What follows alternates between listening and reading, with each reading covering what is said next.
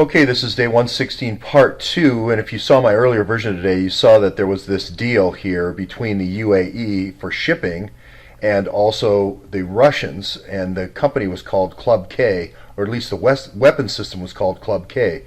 So literally, we have a 35-year no-bid deal that was passed by CFIUS and Jack Lew in the Treasury after 1 hour of deliberation, where we have the top second right-hand man in Russia dealing with weapons systems, containerized weapon systems, and the top nuclear scientist to the Iraq and Iran. So now, is this the perfect place to ship people nuclear fuel as well as nuclear weapons and components of nuclear systems? Yes, it is.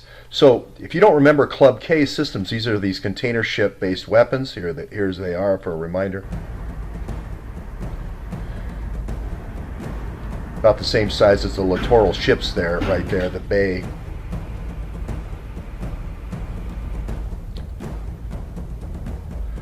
Very inconspicuous, can really be stationed anywhere around the world, all over the country.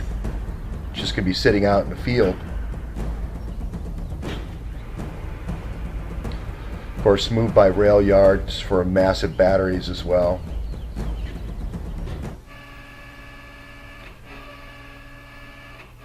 Of course, any place within a coastal area could be easily reached.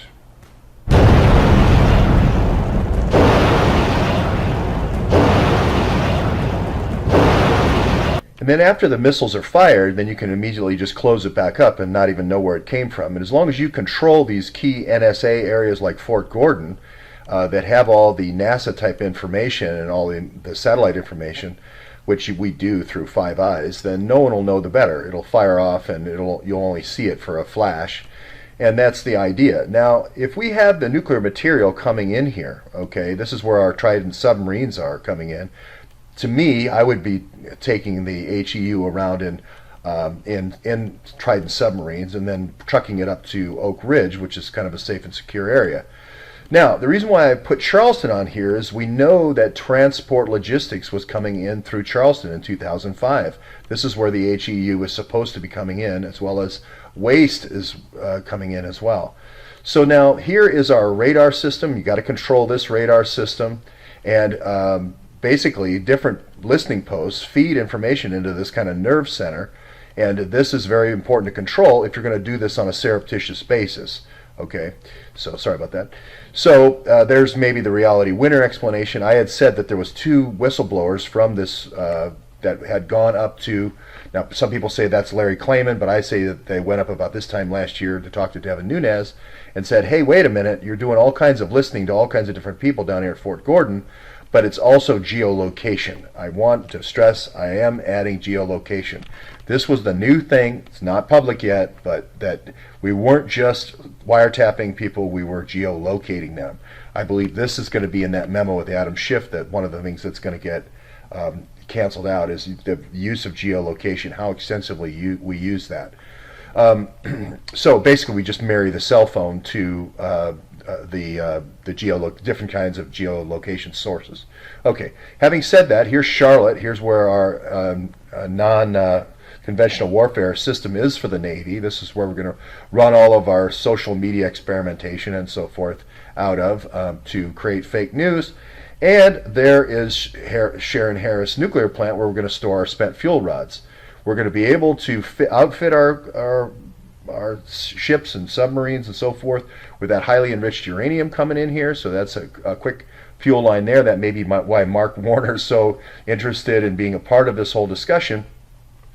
And we've got Mark Lambert with TLI shipping. He's got TLI trucking. We've got Mark Lambert to take it all around for the whole nuclear fuel cycle, but then we also got him to ship it up here to the port of Wilmington for armament. And we've got Dow Chemical obviously up there, and we've got DuPont for the latest and greatest weapons outfitting. So you basically can store this kind of material all over the country, looking very innocuous in different yards and so forth as just containers, and then pick it off the line and put it into operation depending on where you would have. If you have an outbreak here in Fort Wayne, you can just encircle, cut off I-69 on both sides, and now you've got Fort Wayne encircled, and you've got weapon system, either ballistic, nuclear, or chemical. So this works great in a Jade Helm type of situation, but it works all over the world. You can basically be a covert arms supplier all over the world now. Now, the question here is Rosatom. Rosatom, if you don't remember, is the company that John Podesta goes into business with uranium-1. We know the uranium's either coming in here in Charleston or it's coming here in Port Canaveral through the Navy ships. Okay, probably the Navy HEUs coming in here, and probably the stuff supposedly intended for power plants is coming into Charleston. We know Savannah River Site's down here. We could store it there for a while, etc. Okay, so the next question is, what is ARMZ? John Podesta has a company called ARMZ. Is ARMZ, because he's dealing with Sechin, and Carter Page leads us directly to Sechin, Navy Intel Carter Page leads us directly to Sechin, we know that Navy Intel has probably negotiated this deal down here. Just putting two and two together, and a beautiful thing about Hillary is she leads you directly to the key players in the businesses with her own operatives. It's a beautiful thing. So if that is true, then we basically have the whole problem solved. We'll find out in Discovery as we go to ARMZ and say, okay, what is ARMZ? This company here, that makes this Club K, is called Concern. With a K, it's spelled with a K in Russian, but it's called Concern. So this is a going concern. This is Concern Partners here. Is this the 1100 Frank Juster Partners? Is it a combination of Navy Intel people, combination of nuclear industry people, a combination of intelligence officers, very much like the Nazi paperclip, only for this Russian paperclip? And then again, if you look at another conspirator that Hillary has so kindly brought us, is going to be this guy named Sergei Millian. Okay, Sergei Millian is, if you don't remember, it was rumored that he had died in this plane crash. Okay, but he's the guy talking to Christopher Steele. Now he changed his name to Kocuts, but it really to me looks like cutouts. So like, your job, Sergei, is to go over to America and create a bunch of cutouts so we can launder all of our cash as we sell off this uranium for its different uses, both military and non-military. Is that really what he did? Who knows? We don't know the answer to that. But to me, it seems like it. I put his addresses all around Atlanta. He has all these cutouts around Atlanta, and they all got taken down by Twitter. So it would make sense to have a bunch of cutouts here in Atlanta, because it's kind of in the nexus of all the action here. Here's the place in Huntsville, Alabama. This is your jet propulsion area. If you were going to bring in Russian scientists from the Russian program that collapsed in a Russian paperclip operation, you'd put it right around here in northern Alabama.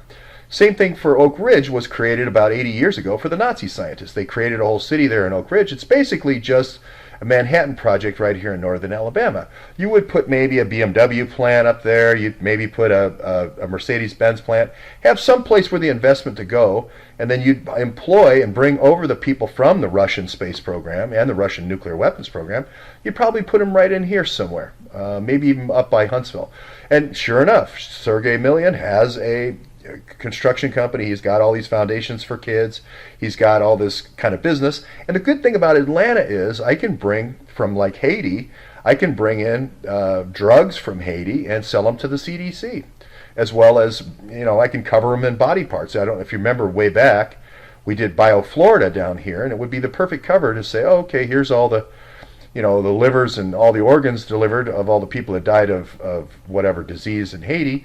And oh, by the way, we'll just take the cake underneath and sell it in the United States through our network that we've developed at the CDC. I'm not saying that's what Donna Shalala did at Clinton Foundation, but I'm just saying all the pieces are there to put together a nice network. And if you said, hey, well, we're trying to do it for this Russian paperclip operation, then you can kind of justify it. Just the same way the Nazis justified having a drug operation in Cuba to pay for the Nazi paperclip. Why not have a drug rat line from Haiti to Atlanta for the Russian paperclip operation for the nuclear program and space scientists?